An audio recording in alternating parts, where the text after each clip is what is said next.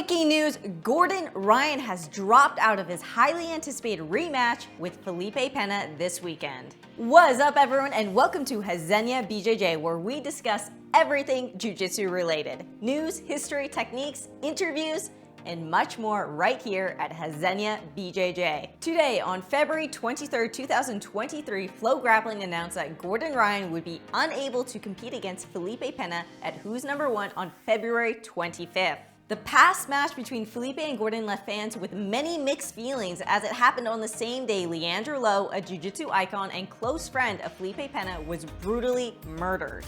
Gordon ultimately took home the win that night when Felipe Pena decided to quit during the match. It was agreed prior that there would be a rematch to truly settle the score between the two rivals. These events led to Gordon Ryan versus Felipe Pena 4 being one of, if not the most anticipated matchup in the jiu-jitsu scene right now.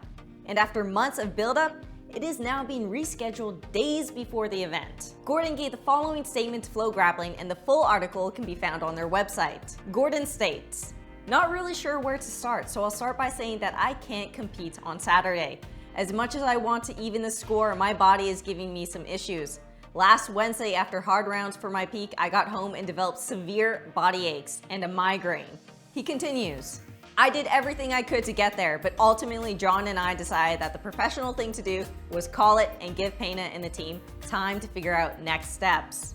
I have messaged Pena directly to relay this as well as my apologies." As for Felipe Pena, he had this to say on Instagram. "I fought our last fight the day one of my best friends died to save the event with the condition that Saturday's fight would happen. Nobody who has a stomach problem to the point of not doing such an important fight goes out to dinner with friends and after is training in a garage." Pena has got a point. What do you think? Is it fair of Gordon to pull out of this match due to an illness when Pena agreed to show up to the previous match on the same day his dear friend was shot in the head?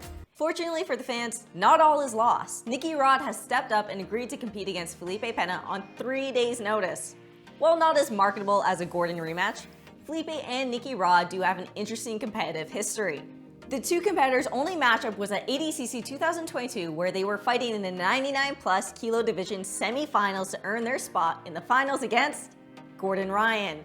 The match was all square until Felipe Pena goaded Nicky Rod into coming forward, and then Nicky Rod passed Pena's guard and scored the points that would send him to the finals. Even without Gordon, this Who's Number 1 card has many other great matchups, such as that between Pedro Marinho and Giancarlo Bodini, and also JT Torres and Majid Hage.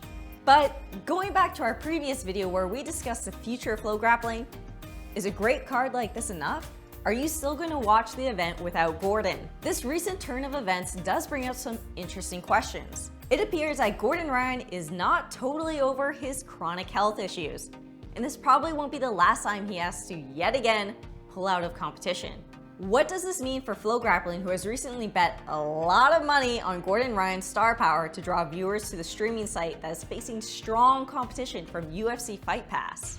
Without Gordon, can Flograppling continue to dominate the jiu-jitsu media? And are fans actually going to see the 4th match between Gordon and Pena at all?